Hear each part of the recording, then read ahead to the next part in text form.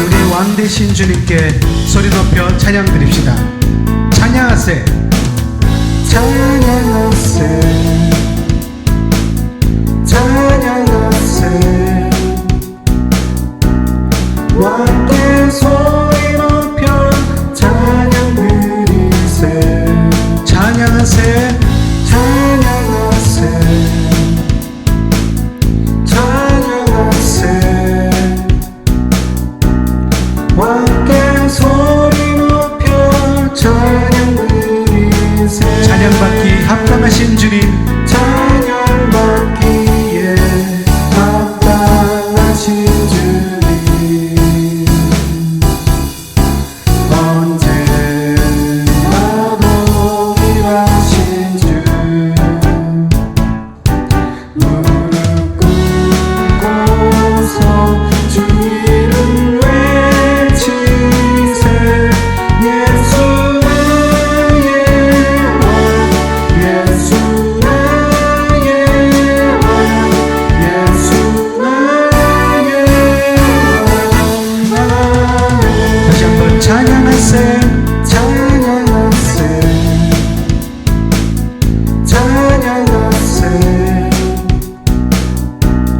왕께 소리 높여 찬양 드리세. 찬양하세, 찬양하세. 왕께 소리 높여 찬양 드리세. 우리의 찬양을 받으시기에 합당하신 주님, 찬양받기에 합당하신 주님. 언제나 동일하신 주. 무릎 꿇고서 주 이름 외치세. 예수 나의 왕, 예수 나의 왕, 예수 나의 왕. 찬양받기 합당하신 주님, 찬양받기에 합당하신 주님. 언제나 동일하신 주. 무릎 꿇고서 주 이름 외치세. 예수 나의 왕, 예수 나의 왕, 예수 나의 왕, 예수 나의 왕. 예수 나의 왕, 예수 나의 왕, 예수 나의 예수, 예수 나의 왕. 주님을 찬양합니다.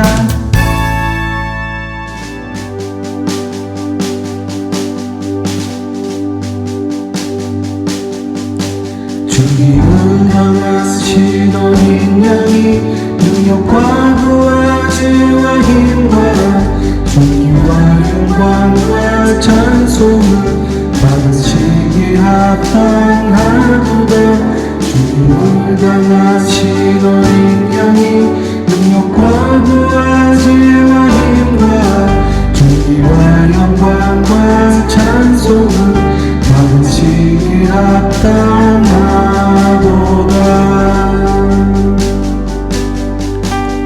보좌에 앉으신 어린 양께 찬송과 존귀와 영광과 능력을 보좌에 앉으신 어린 양께 찬송과 존귀와 영광과 능력을 돌릴지어다.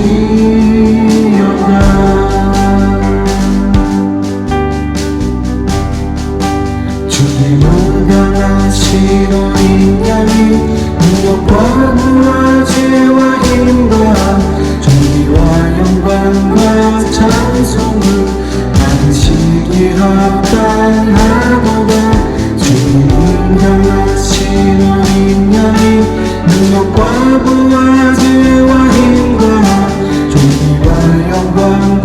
찬송을 받으시기 합당하도다.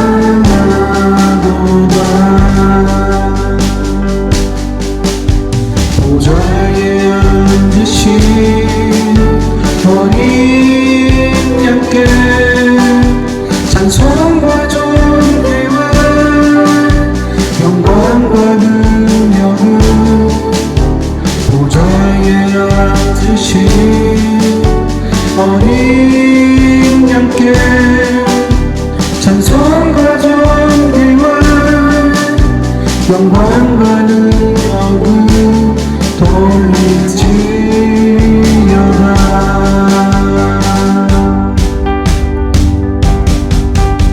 보좌에 앉으신 어린 양께 찬송과 존귀와 영광과 능력을 보좌에 앉으신 어린 양께 찬송과 존귀와 영광과 능력을 돌릴지어다.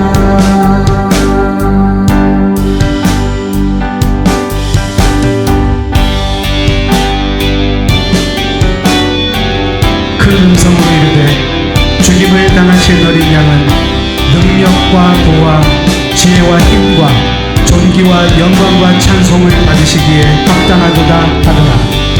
내가 또 들으니 하늘 위에와 땅 위에와 땅 아래와 바다 위에와 또 그 가운데 모든 피조물이 이르되 보좌에 앉으신 이와 어린 양에게 찬송과 존귀와 영광과 권능을 세세토록 돌릴지어다.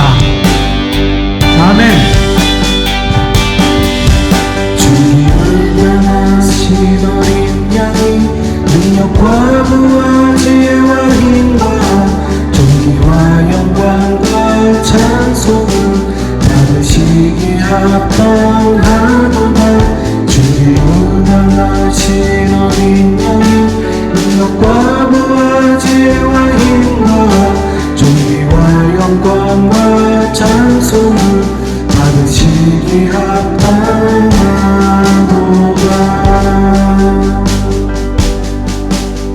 보좌에 앉으신 어린 양께 찬송과 존귀와 영광과 능력을 보좌에 앉으신 어린 양께 찬송과 존귀와 영광과 능력을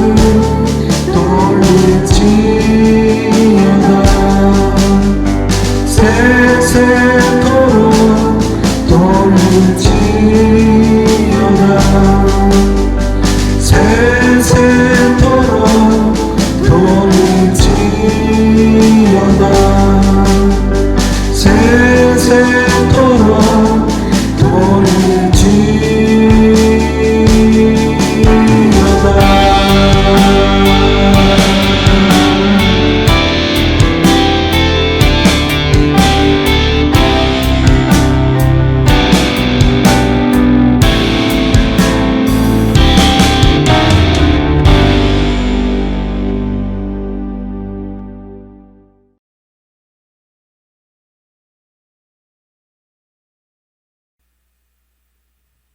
(2020년 8월 네 번째 주 주일 예배를 우리가 이렇게 또다시 온라인 예배로 드리게 되었습니다.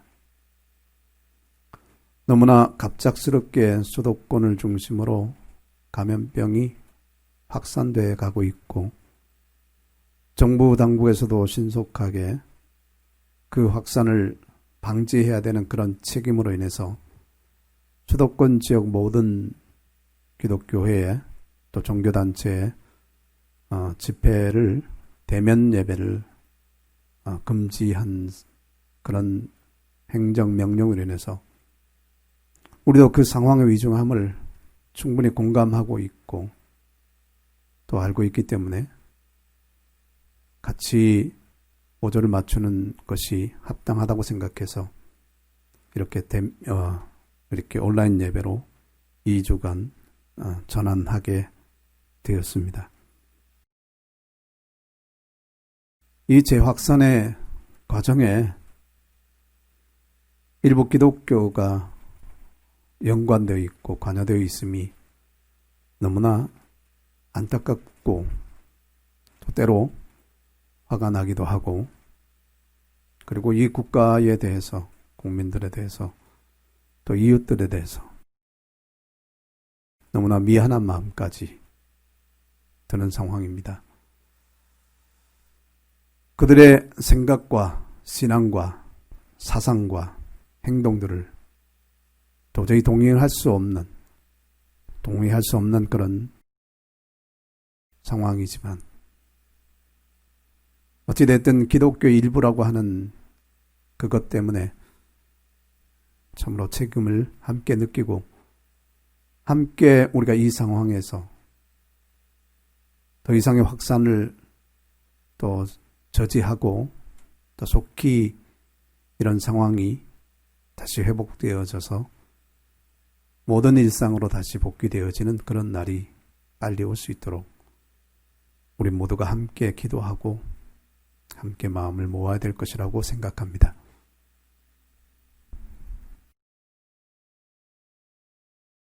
다시 빈 자리를, 좌석들을 바라보면서 또 카메라를 앞두고 말씀을 전해야 되는 그런 상황에 놓이다 보니까 제한되었지만 지난 4개월 동안에 우리가 함께 모여서 짧은 시간이라도 우리가 예배하고 또 얼굴 마주 보면서 교제하고 했던 그런 시간들이, 그러한 우리에게 주어진 그런 기회들이 얼마나 중요하고 얼마나 귀하고 아름다운 것인지를 다시 한번 새삼 느끼게 됩니다. 비록 다시 이런 상황이 되었지만 여전히 우리는 하나님을 기대하고 하나님을 소망합니다. 이러한 상황 속에서 한 사람도 그 믿음에서 낙오되지 않고 오히려 더 그 믿음이 단단해지고 연단받아서 더욱더 정금 같은 믿음으로 하나님 앞에 굳게 세워지는 기회와 또 계기가 되어지기를 우리가 기대합니다. 오늘 인터넷을 통해서 이 예배에 접속하고 있는 모든 우리 형제 자매들의 그 영혼과 또 삶을 하나님께서 끝까지 책임져 주시고 지켜주시기를 바랍니다. 오늘 이 예배에도 하나님께서 기름 부어 주셔서, 하나님의 말씀은 살아있는 말씀이기 때문에 어떤 형태로 전달되어지든 그 말씀에는 능력이 있어서 우리의 영혼을 소생시키고 우리를 더욱더 하나님의 은혜 안에 굳건하게 붙들어 주어 그런 능력의 말씀이 되어지기를 기대합니다. 또 그렇게 기도합니다. 하나님께서 오늘도 말씀 위에 기름 부어 주시기를 간절히 원하고, 전달하는 저나 또 전달받는 여러분들에게 이 말씀이 동일하게 은혜로 더욱더 깊이 새겨질 수 있는 그런 시간들이 되어지기를 축복합니다. 오늘은 우리가 너무나 잘 알고 익숙한 말씀입니다. 시편 23편을 보려고 합니다. 그 말씀 속에서 이러한 제목을 정해봤습니다.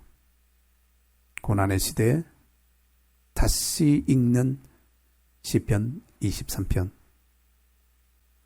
자, 그러면 먼저 우리가 말씀을 한번 같이 읽어보겠습니다. 제가 읽겠습니다. 여호와는 나의 목자시니 내게 부족함이 없으리로다. 그가 나를 푸른 풀밭에 누이시며 쉴만한 물가로 인도하시는도다. 내 영혼을 소생시키시고 자기 이름을 위하여 의의 길로 인도하시는도다. 내가 사망의 음침한 골짜기로 다닐지라도 해를 두려워하지 않을 것은 주께서 나와 함께 하심이라. 주의 지팡이와 막대기가 나를 안위하시나이다. 주께서 내 원수의 목전에서 내게 상을 차려주시고 기름을 내 머리에 부으셨으니 내 잔이 넘치나이다. 내 평생의 선하심과 인자하심이 반드시 나를 따르리니 내가 여호와의 집에 영원히 살리로다. 아멘. 오늘 말씀의 제목을 고난의 시대 다시 읽는 시편 23편이라고 정한 이유는 최근에 제가 이 시편 23편을 다시금 다른 시각으로 보게 되었기 때문입니다. 우리는 일반적으로 이 말씀을 읽을 때나 또 들을 때 우리의 생각 속에 연상되는 어떤 이미지들이 있습니다. 광활하게 펼쳐져 있는 푸른 초장이 있고 거기에 한 무리의 양떼들이 어떤 녀석들은 아주 한가롭게 풀을 뜯고 있고 또 그 곁에는 편안하게 누워있는 어떤 녀석들이 있고 또 그 초장 한켠에는 아주 맑고 깨끗한 시냇물이 흘러가고 있고 그 시냇물에서 물을 마시고 있는 몇몇의 양들 그리고 그 곁에 또 편안하게 누워서 앉아서 또 휴식하고 있는 그런 또 몇몇의 양들. 이러한 것들이 우리가 흔히 이 말씀을 들을 때 생각나는 이미지들일 겁니다. 그 푸른 초장이란 목축업이 발달되어 있는 뉴질랜드의 그 광활한 그런 목초지, 목장을 배경으로 한 양떼들의 모습이라든지 혹은 우리나라 대관령 목장 같은 곳 푸른 초장이 쫙 펼쳐져 있고 그 위에서 정말 평화롭게 풀을 뜯고 있는 그런 양들, 아무런 염려와 아무런 근심과 아무런 위험 요소가 없는 그 안에서 목자라는 존재도 그렇게 큰 역할을 하고 있지 않은 것 같은 그런 이미지. 그게 일반적으로 우리가 이 시편 23편을 읽을 때 우리의 마음속에 드는 생각이란 말이죠. 근데 제가 이 말씀을 다시 한번 보게 되었을 때 이 말씀이 그렇게 평화롭고 그렇게 안전하고 아무 염려와 근심과 걱정이 없는 어떤 불안한 요소도 없는 그런 상태가 그런 상황이 아니라고 하는 것을 알게 됐어요. 시편 23편은 다윗이 쓴 시입니다. 그는 목동의 경험을 수년간 했죠. 어릴 때부터 목동으로서 아버지의 양들을 돌봐왔습니다. 그런데 이 시편 23편 다윗이 이 시를 쓰게 된 그 배경은 뉴질랜드의 그 광활한 그런 목장이나 아주 목초지가 무성한 그런 곳이 배경이 아니라는 말이죠. 보편적으로 이 배경은 유대를 포함한 중동 지역, 이동하면서 양을 돌보고 있는 그런 유목민들의 삶에서 우리가 그 모습을 볼 수가 있습니다. 그런데 그곳은 광야지대와 또 부분에 목초지가 가끔씩 있는 그런 지역이기 때문에 한 곳에 머물러서 그런 풍성한 꼴을 먹거나 생활할 수 있는 환경이 아니에요. 1년을 주기로 수십 킬로를 이동하면서 때로는 광야를 지나고 때로는 또 계곡을 지나서 산 정상에까지 올랐다가 또 내려오는 일들을 반복하면서 수십 킬로를 이동하면서 이 양들을 돌봐야 되는 양떼들로서는 한 곳에 정말 평안하게 목장에 머물러서 그러니까 마음껏 먹을 것을 먹고 마실 것 마시는 그런 편안한 그런 생활이 아니라는 말이죠. 거기는 항상 생명의 위협이 도사리고 있는 곳이에요. 언제 어떻게 우리의 생명을 앗아갈 수 있는 그런 요소들이 찾아올지 모르는 항상 위험이 도사리고 있는 그러한 지역들이란 말이죠. 환경적인 위험이 있습니다. 23장 4절에서도 23편 4절에도 사망의 음침한 골짜기를 다닐지라도 라는 표현을 쓰고 있습니다만 그러한 지역을 통과해 가야는 어쩔 수 없이 당연하게 통과할 수밖에 없는 그것을 통과하지 않으면 다음의 목적지로 이동할 수 없는 그런 조건들, 그런 환경들이란 말이에요. 그것은 계곡을 지나고 또 광야를 지나고 뜨거운 땡볕을 감당해야 되고 무엇보다도 주변에서 항상 호시탐탐 잡아먹기 위해서 기회를 엿보고 있는 수많은 포식자들, 사자, 곰, 늑대, 오소리, 여우, 그리고 각종 맹금류들, 독수리, 이러한 것들이 항상 언제든지 이들을 공격할 수 있는 그런 위험한 지대와 위험한 상황들을 지나가야만 되고 겪어나가야만 되는 5절에서도 그런 말씀 있지 않습니까? 내 원수의 목전에서 내게 상을 차려주시고 내 원수의 목전에서 그들을 잡아먹고자 하는 그들을 해치고자 하는 수많은 포식자들이 지켜보고 있는 그런 상황이에요. 호시탐탐 그 기회를 노리고 있는 그런 상황이에요. 그런 상황 속에서도 내게 상을 베풀어 주시는 목자, 그것을 노래한단 말이죠. 이런 위험한 상황, 정말 목자가 한 순간이라도 시선을 놓치면, 잘못하면 언제든지 양떼들이 뺏겨갈 수 있는, 죽임을 당할 수 있는 그런 상황.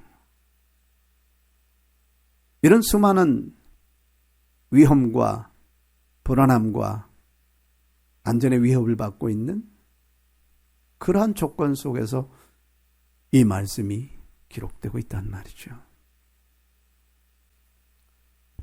시편 23편에 이 시편의 기록자가 여호와는 나의 목자시니 내게 부족함이 없으리로다 라고 고백하는 것은 여기에 부족함이 없다라는 이 말이 내 하는 모든 일들이 다 잘 되고 있다, 다 형통하고 있다, 모든 일들이 다 잘 풀려나가고 있다, 나는 어떤 위험 요소도 없다, 나는 어떤 불안 요소도 없다, 그리고 내 창고에는 먹을 것이 넘쳐 흐른다, 그렇기 때문에 전혀 부족함이 없다 라는 그런 의미가 아닙니다.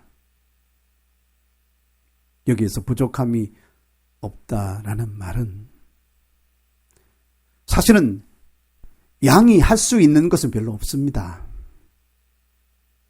자신의 생존에 대해서, 위험과 안전에 대해서 자신이 할 수 있는 것은 거의 없습니다.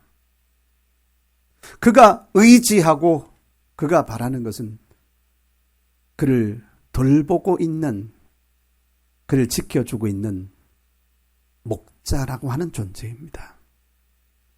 그렇기 때문에 이 말은 모든 것들이 넘쳐 흐른다, 충분하다, 풍족하다 하는 그런 말이 아니라 목자가 내 곁에 계시기 때문에, 목자가 나와 함께 계시기 때문에 내가 먹을 것을 염려하지 않아도 된다. 나의 대적들에 대해서 내가 두려워하지 않아도 된다. 내가 만날 여러 가지 사망과 음침한 골짜기 같은 그런 환경들로 인해서 내가 불안해할 이유가 없다. 나를 고통스럽게 만드는 여러 가지 해충들과 전염병과 이 모든 것들로 인해서 내가 크게 두려워하고 염려할 필요가 없다. 그것이 바로 부족함이 없다라고 하는 표현이에요. 우리가 살고 있는 이 시대에도 우리가 양떼 같은 삶을, 정말 하나님 앞에서 우리는 양떼 같은 그런 존재일 수밖에 없잖아요. 우리는 영적인 면에서 연약하고 우리의 앞길을 실제적으로 어떤 일들이 일어나고 있는지 내다볼 수도 없고, 우리 스스로가 때로는 알지 못하는 대적들의 그 위험 속에서, 이런 여러 가지 위험 요소들 속에서 우리가 우리 스스로 우리를 방어할 수 있는 그런 것들은 한계가 있다는 것을 우리는 너무나 잘 알아요.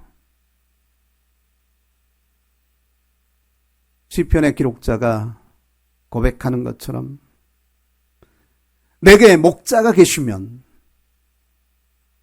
내게 정말 여호와라는 그 목자가 계시면 나는 이 모든 상황 속에서 내가 두려워할 필요는 없습니다. 내가 불안해할 필요는 없습니다. 내가 염려할 필요는 없습니다. 나는 목자를 신뢰합니다. 그러한 고백인 거죠. 최근에 제 아내의 언니 되는 분이 있어요. 그분은 그들의 마음이 참 크기 때문에 특별히 길거리에서 돌아다니고 있는 고양이나 또 강아지 같은 그런 그 동물들을 불쌍해서 그냥 지나쳐 가지를 못해요. 지난 몇 년 동안 몇 번이나 불쌍한 강아지가 있는데 좀 돌봐주면, 키워주면 안 되겠나. 그래서 우리가 거절했죠. 근데 최근에 지난 4개월 전에 길에서 방황하고 있는 새끼 고양이 하나를 이제 데리고 와서, 본인이 키울 수 있는 그런 상황이 안 되기 때문에 아는 지인에게 그것을 키우도록 부탁을 해서 모든 그 중성화 수술이나 이런 모든 것들을 다 하고 맡겼어요. 근데 그 사람이 계속 키울 수 없는 상황이 돼서 그냥 밖으로 다시 돌려보내야 되는 그런 상황이 된 겁니다. 그런데 그렇게 되니까 막 이분이 마음을 뭘 어떻게 할 줄을 몰라요. 이걸 그냥 내보내면 틀림없이 그냥 그 아주 과격하고 거친 그런 고양이들 틈에서 살아남기 어려울 텐데 하고 급기야는 저희들에게 연락을 했어요. 좀 키워주면 안 되겠냐. 반대했죠.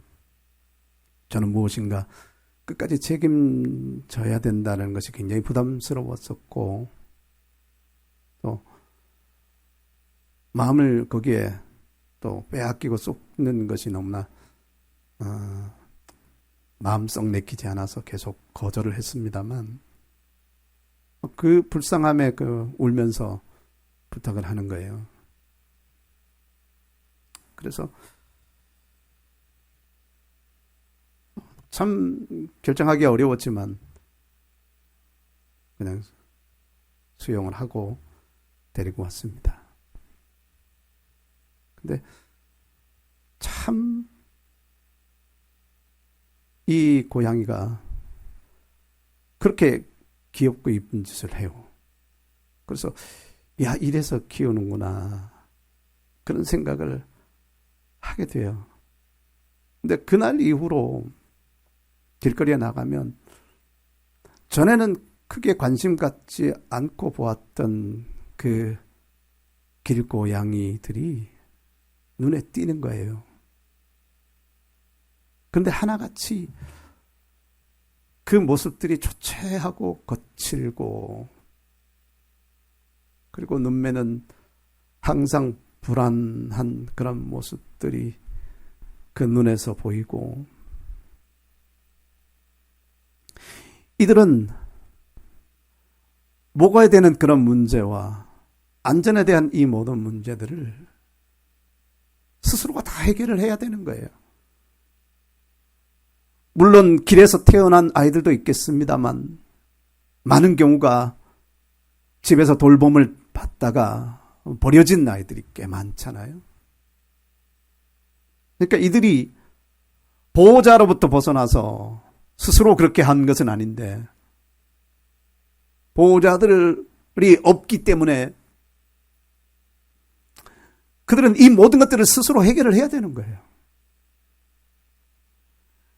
그들의 배는 줄여 있고 정말 그 모습은 초췌하고 더럽고 항상 불안한 그 눈빛들. 반면에 저희 집에 오게 된 이 녀석은 더 이상 먹을 것을 염려할 필요가 없는 거예요. 주변에 그런 포악한 고양이들이나 또 다른 어떤 천적들에 대해서 두려워할 필요가 없는 거예요.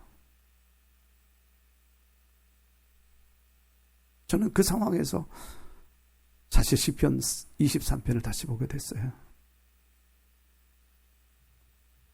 보호자가 생긴 겁니다. 주인이 생겼어요. 목자가 있는 겁니다. 보호자는 어떻게 합니까? 자기가 제 밥을 안 먹어도 먼저 이 아이의 밥을 챙기게 돼요.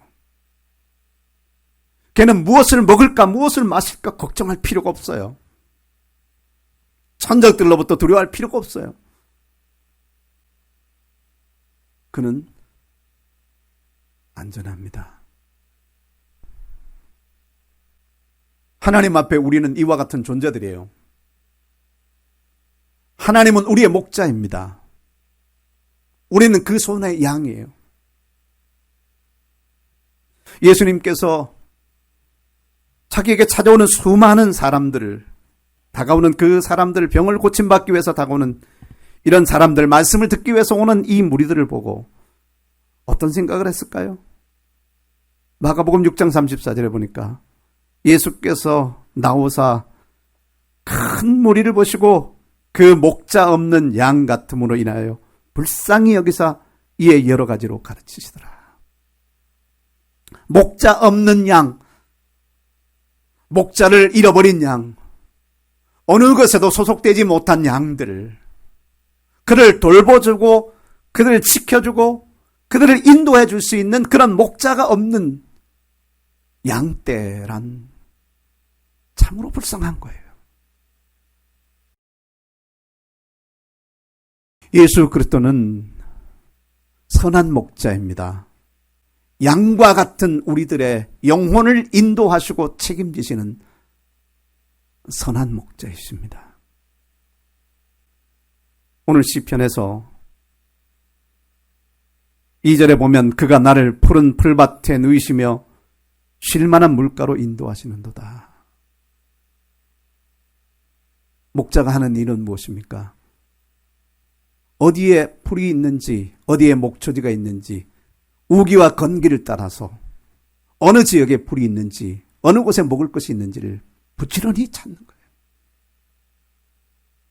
그러면서 이동하는 그 모든 과정에 위험 요소들을 앞서가면서 다 제거하는 거예요. 독초들을 뽑아냅니다. 넘어질 만한 돌멩이들을 제거합니다. 또 빠질 만한 웅덩이를 또 보수합니다. 양떼가 지나갈 수 있는 모든 길에 안전을 확보합니다. 그리고 결국은 이들을 먹거리가 풍성한 푸른 쪼장으로 인도합니다.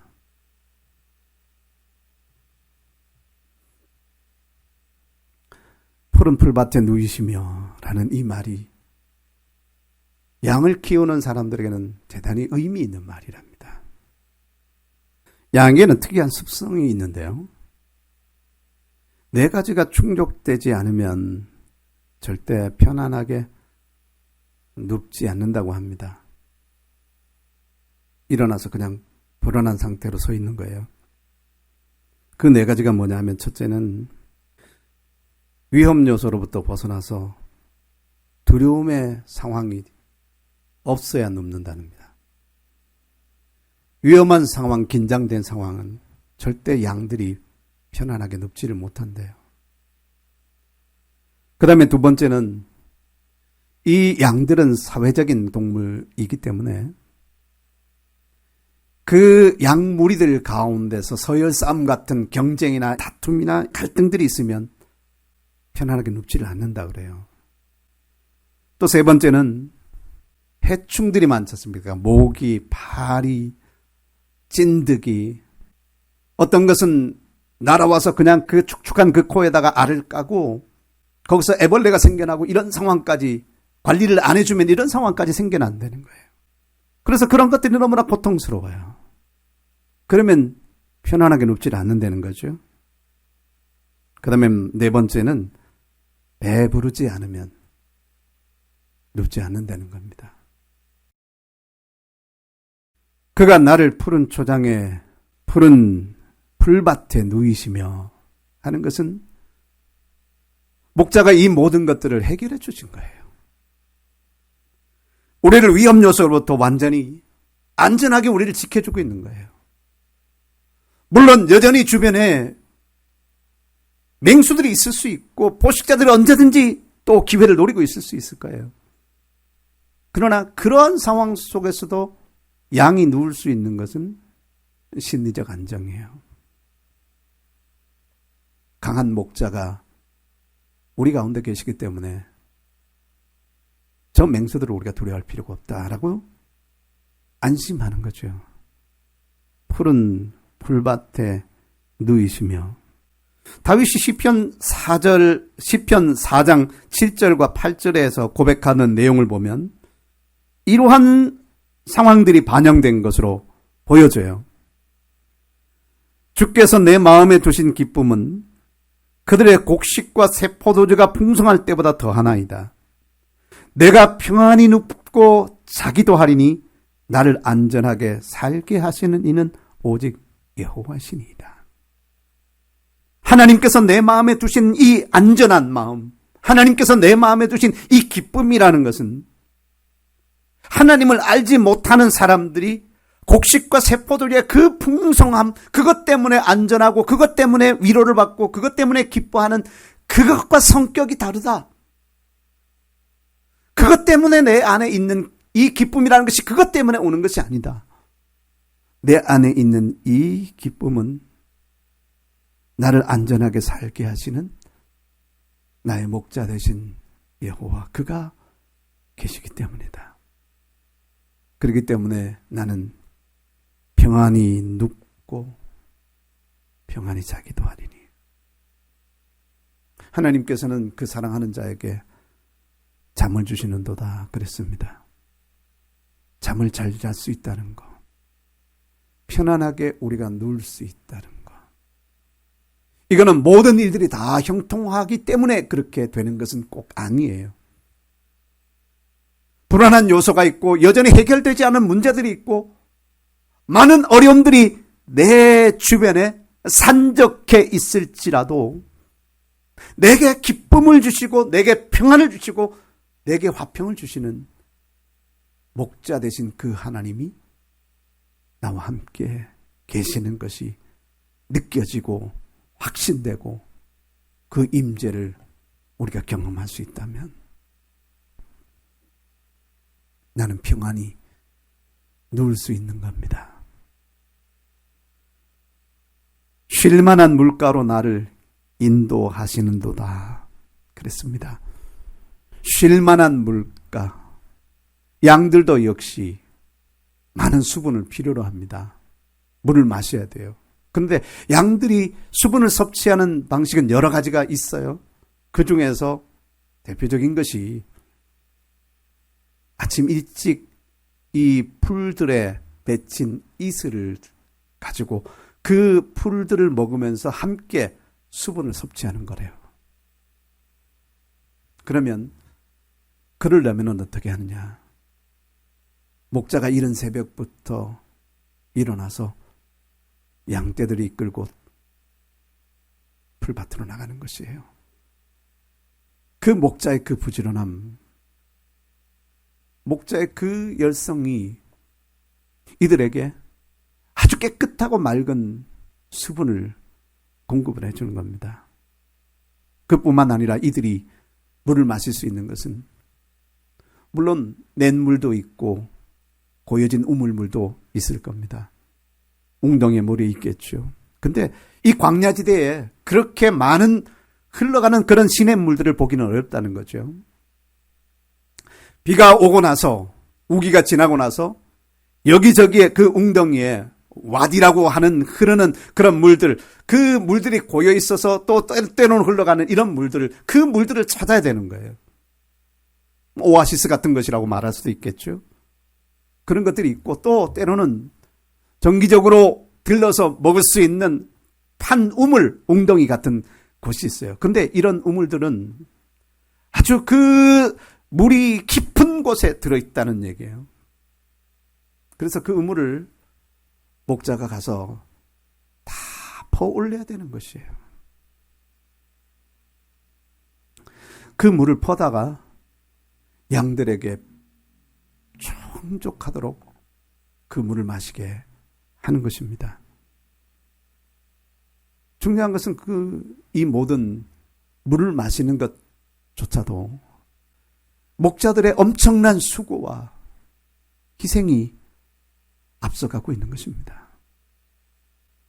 목자들의 헌신으로 인해서, 목자들의 그 희생으로 인해서 양들은 쉴만한 물가로 인도함을 받는 것입니다.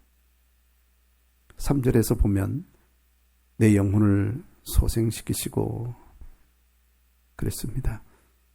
내 영혼을 소생시키시고 자기 이름을 위하여 의의 길로 인도하시는도다. 이 소생시킨다는 이 말이 이 양을 치는 유목민들에게는 대단히 중요한 의미라고 합니다. 그것은 양들이 때로는 가다가 또 생활하다가 그냥 뒤집히는 결국 상황이 생긴다는 거예요. 양이 넘어져서 뒤집히는 거예요.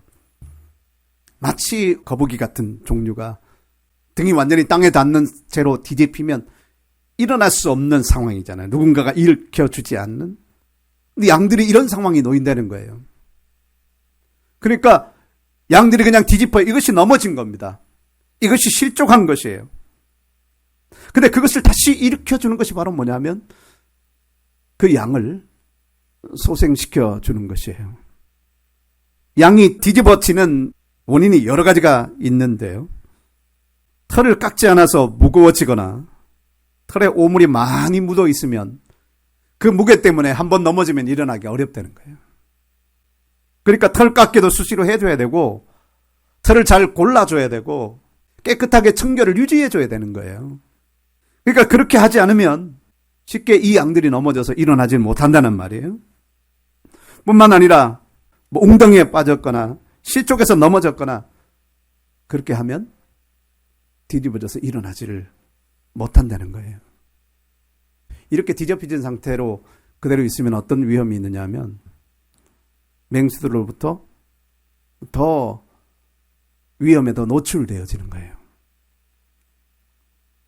그냥 잘 도망다니고 잘 뛰어다니는 양들보다 이렇게 넘어져서 꼼짝달싹하지 못하는 그냥 보듬거리고 있는 이 양들을 또 잡아먹기에 훨씬 더 쉬워지는 거죠. 뿐만 아니라 무리에서 이탈하게 돼요. 넘어지게 되면 그것을 그 목자가 미처 발견하지 못하면 그냥 그 양은 결국은 더 위험한 상황에 놓이게 되는 거예요. 잃어버린 양들을 찾아가는 경우에 양이 스스로가 곁길로 나가서 길을 잃어버리는 경우도 있지만 대부분이 넘어져 있는 경우, 그런 경우가 많다는 거예요. 그래서 이 넘어진 양은 일어서 보려고 애를 쓸 거 아닙니까? 근데 그렇게 되면 발버둥 치다가도 어떤 일이 생겨나냐면 그 되새김하는 이 위에 가스가 차오르게 된대요. 그러면 가스가 계속해서 차오르면 혈액순환이 잘 되지 않고 그러다 보면 얼마 지나지 않아서 죽음에 처할 수도 있다는 얘기예요. 내 영혼을 소생시키시며 하는 것은 이 양들을 인도하는 그 유목민들의 용어로는 넘어져 버린 이 양들을 일으켜 세우는 것이라는 거예요. 죽음의 위기에 처해 있는 이 양들을 일으켜 세워서 다시 무리 가운데로 들어와서 다시 살 수 있게 만드는 것, 다시 일으키는 것, 다시 살려내는 것.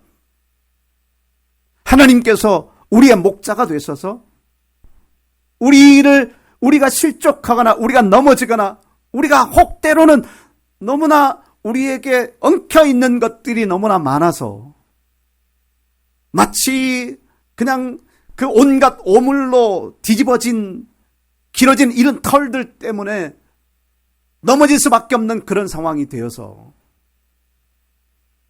죽음의 위험에 놓여 있는 이러한 우리의 입장들, 우리의 상황들에서 우리를 일으켜 세우시는 분.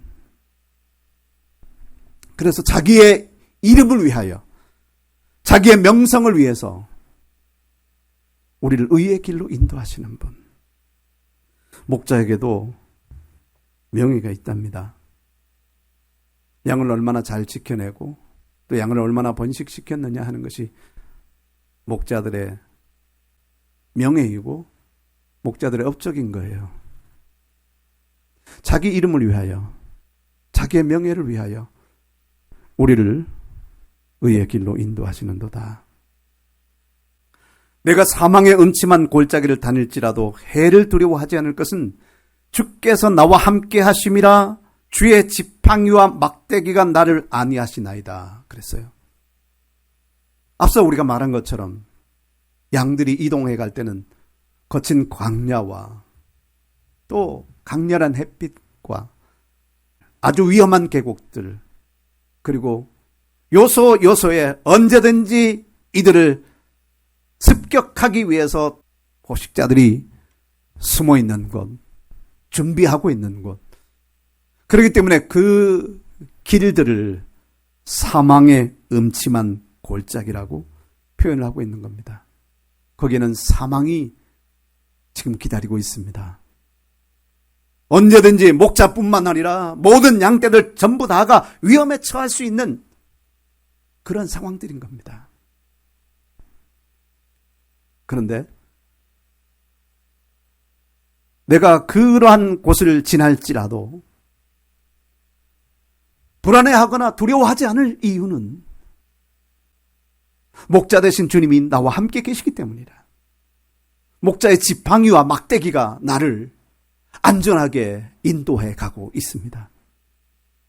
지팡이는 양을 보호하기 위해서 있는 것입니다. 갈고리처럼 생겨서 양이 만약에 웅덩이에 빠졌거나 아니면 실족해가지고 또 언덕으로 굴러 떨어졌거나 할 때 그 바로 목자가 달려가서 끌어내는 거예요. 그리고 이 막대기는 다른 말로 표현하면 몽둥이인 거예요. 그들을 잡아먹기 위해서 다가오는 포식자들을 막아내기 위한 것이에요. 이 몽둥이로 던지고 또 쳐서 포식자들이 양들 가까이 오지 못하도록 철저하게 방어하는 겁니다. 물론 여기에는 목자들도 당할 수 있는 그런 위험 요소가 있습니다. 여기서 우리가 다윗의 이야기를 한번 다시 되새겨보면 그가 블레셋 사람 골리앗을 향해서 내가 저 사람을 치겠습니다. 내가 저 사람을 막아서겠습니다. 저 사람을 내가 처리하겠습니다. 처단하겠습니다. 라고 나섰을 때 염려돼서 사울이 그를 막았었어요. 너는 아직까지 어린애이고 그 사람은 어릴 때부터 훈련받은 장수다. 그런데 다윗이 뭐라고 말을 합니까? 다윗이 사울에게 말하되, 사무엘상 17장 34절인데요. 다윗이 사울에게 말하되 주의 종이 아버지의 양을 지킬 때 사자나 곰이 와서 양떼에서 새끼를 물어가면 내가 따라가서 그것을 치고 그 입에서 새끼를 건져내었고 그것이 일어나 나를 해하고자 하면 내가 그 수염을 잡고 그것을 쳐 죽였나이다. 다윗처럼 정말 진정한 목자의 모습을 찾기 어려울 겁니다. 다윗은 진짜 목자였었어요. 곰들이, 사자가 어린 양떼를 움켜갑니다. 이 사망의 음침한 골짜기를 지나갈 때 특별히 이런 공격들, 이런 위협들을 받을 가능성들이 많았을 거예요. 아마 목자들은 긴장하겠죠.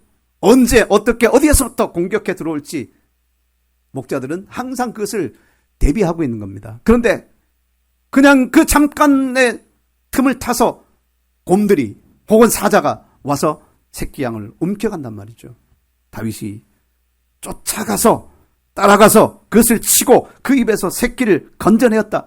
이 말은 얼마나 신속했는가를 우리에게 보여주는 거예요.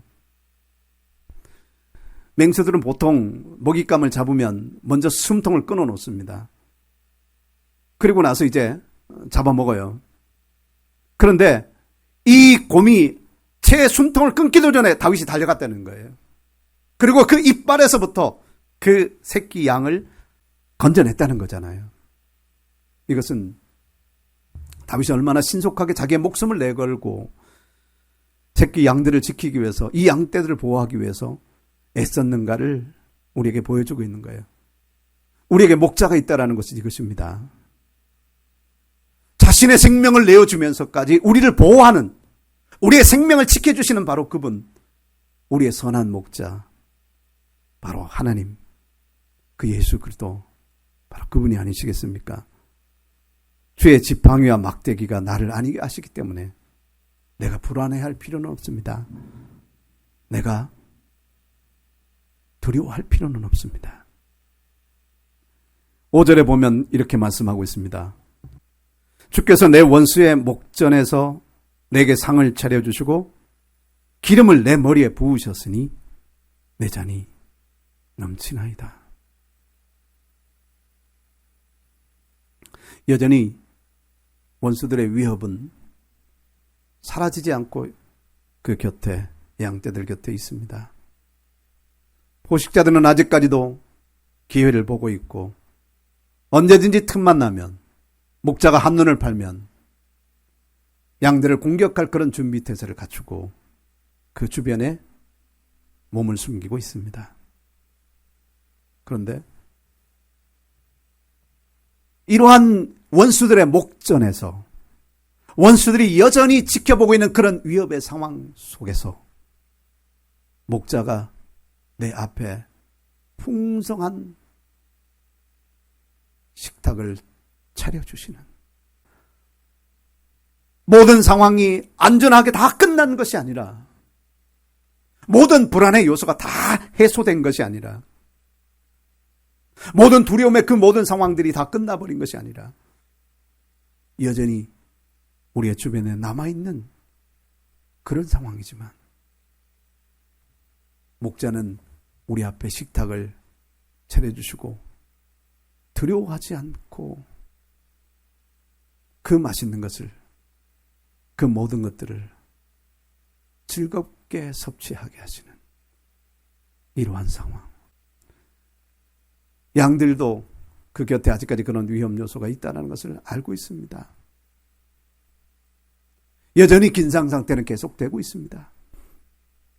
그러나 양들 이 자체, 이들이 긴장할 필요는 없다라는 거예요. 왜냐하면 목자가 깨어 있으시니까요. 목자가 지켜주고 있으시니까요. 그들보다 강한 목자가, 세상보다 강한 그분이, 이 세상의 어떤 위험 요소보다도, 이 세상의 어떤 그런 강한 힘보다도 더 강하신 분이 우리의 목자가 되셔서 우리 곁에 계시고 우리를 지켜주고 계시니까요. 그렇기 때문에 이 양떼들은 여전히 위협적인 이런 상황 속에서도 그 목자가 차려주는 그 식탁, 그 풍성한 식탁을 마음껏 즐겁게 누리고 내 머리에 기름을 부으신다 하는 것은 최고의 즐거움의 상태입니다. 그것은 동물들에게도 또 특별히 양떼들에게도 그 많은 해충들과 전염병이나 이런 여러 가지 것들 때문에 향유와 유황과 또 올리브유를 섞은 그런 기름들을 그 머리에다가 발라준대요. 그 몸 전체에다 바르기도 하고, 그러면 해충들도 퇴치가 되고, 또 이런 그 기름들은 기분을 상쾌하게 만드는 그런 향들이 있는 거예요. 동물들이 좋아하는 향들이 있지 않습니까? 그래서 즐거움의 기름을 내게 부으소서 하는 그런 말이 바로 이러한 것이에요. 그 안에 즐거움의 기름을 부는 것, 희락의 기름을 부어주시는 것, 이러한 상황 속에서도 이러한 여러 가지 위험 요소가 여전히 상존하고 있는 그런 상황 속에서도 기뻐할 수 있는 것, 즐거워할 수 있는 것, 안식할 수 있는 것, 희락을 누릴 수 있는 것. 우리가 살고 있는 이 시대, 우리는 고난의 때라는 것을 계속 이야기를 합니다. 하나님의 도우심과 하나님의 함께하심과 또 하나님의 돌보심이 항상 우리에게 모든 것들이 잘 되고 모든 것들이 풍성하고 모든 것들이 풍요로운 형통하게 되는 그런 상황만을 주시는 것은 아닙니다. 여전히 상황은 절박하고 열악하고 위협의 요소는 여전히 우리 주변을 떠나지 아니하고 우리의 곁에 아주 가까이 와 있는 이런 상황. 우리가 미래에 무엇을 해야 되고 우리의 직장은 어떻게 될 것이고 또 우리는 우리의 먹거리와 또 우리의 마실 것을 어디에서 찾아야 되는가 하는 그런 염려들 여전히 우리 곁에 상존해 있습니다. 시편 기자는 말합니다. 여호와는 나의 목자시니 내게 부족함이 없으리로다. 그리고 6절에서는 이제 이렇게 마무리를 합니다. 내 평생에 선하심과 인자하심이 반드시 나를 따르리니 내 평생 가도록 내 목숨 다하도록 내 일생이 끝나는 호흡이 끝나는 그 순간까지 주의 인자하심과 주의 선하심은 평생 나를 떠나지 아니하리니. 세상 끝날까지 내가 너와 함께하리라고 예수님께서 말씀하지 않았습니까? 우리를 위해서 자기의 생명을, 우리를 지켜내기 위해서 자기의 생명을 내어주신 그 선하신 목자가 우리 곁에 계시지 않습니까? 그의 선하심과 인자하심이 우리의 일생 다하는 날까지 우리를 따를 것입니다. 그래서 우리는 여호와의 집에 영원히 살게 될 것입니다. 그분과 함께 살게 될 것입니다.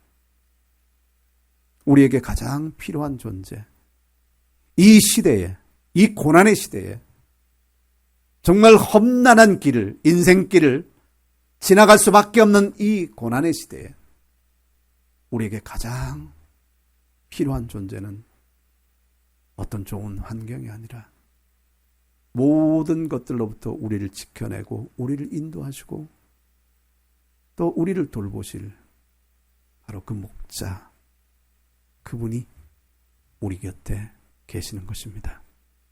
저와 여러분이 그 목자 안에서 이 다윗의 고백과도 같이 내가 부족함이 없으리로다.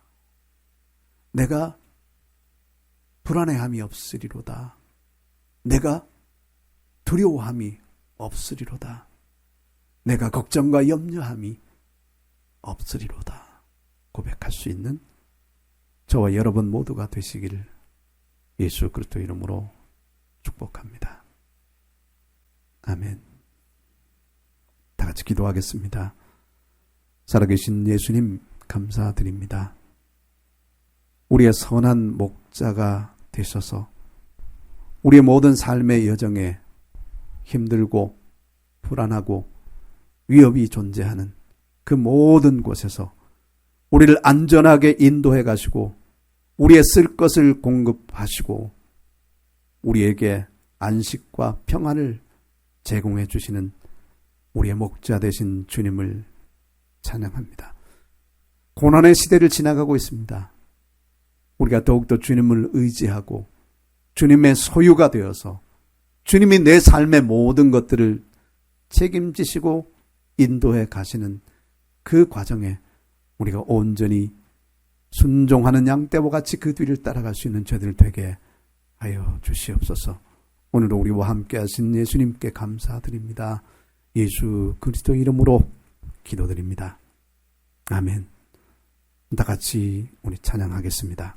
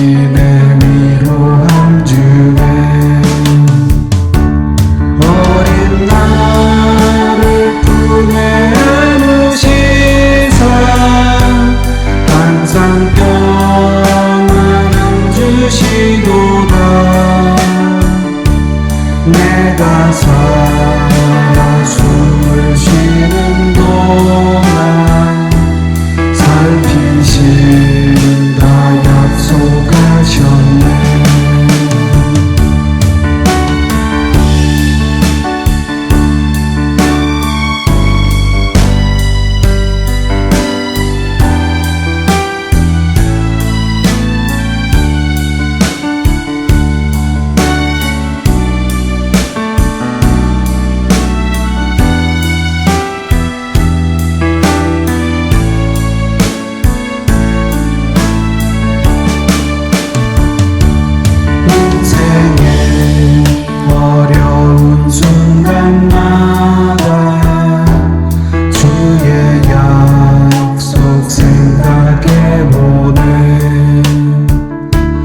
내 맘속에 믿음 잃지 않고 말씀 속에 위로를 얻네.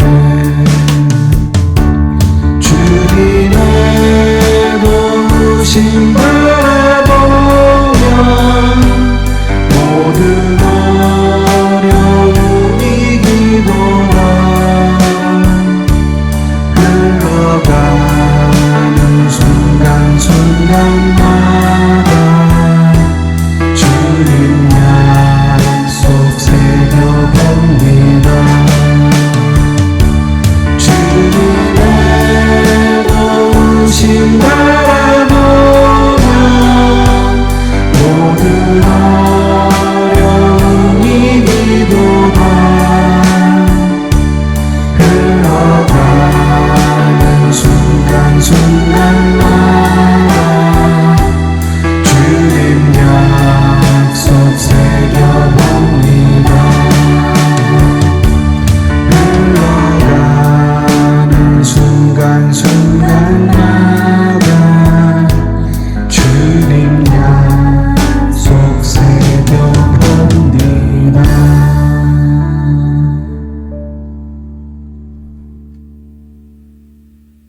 주 예수님을 찬양합니다. 오늘도 우리가 다 같이 한자리에 모이지는 못했지만 같은 마음으로 함께 찬양하고 또 동일한 말씀을 우리가 함께 나누었습니다. 주님은 영원토록 우리의 목자가 되사 우리의 보호자가 되시고 우리의 인도자가 되시고 우리의 공급자가 되심을 믿고 감사드립니다. 아무리 힘든 시대를 살아간다 할지라도 더욱더 주님을 향한 신뢰의 마음으로 우리 지체들이 더욱더 견고하게 믿음 위에 굳게 서게 도와주시고 하나님을 향한 그 선한 마음들, 하나님을 향한 그 뜨거운 마음들 주님께서 지켜주시기를 간절히 원합니다. 이 나라와 온 세계가 겪고 있는 이 전염병의 창궐의 이 상황들을 주께서 주관하여 주시고 다스려 주시고 이 나라가 더 이상 이것으로 인해서 더 큰 고통 가운데 들어가지 않도록 주의 백성들이 어려움 가운데 더 이상 또 노출되지 않도록 주님이 우리의 보호자가 돼서 지켜주시기를 간절히 원합니다. 사랑하는 지체들의 영혼을 돌보시고 소생시키시고 또 저들의 건강을 주께서 끝까지 지켜주시고 가정과 또 직장과 또 사업과 하는 모든 일들 가운데 주의 손이 함께 하시기를 간절히 원합니다. 새롭게 시작하는 한 주간도 주님과 함께 동행하는 복된 시간들이 되기를 간절히 원하며 함께 예배하는 모든 지체들에게 주의 은혜와 또 평강이 계속되어지기를 간절히 원하며 우리 주 예수 그리스도 이름으로 축복하며 기도드립니다.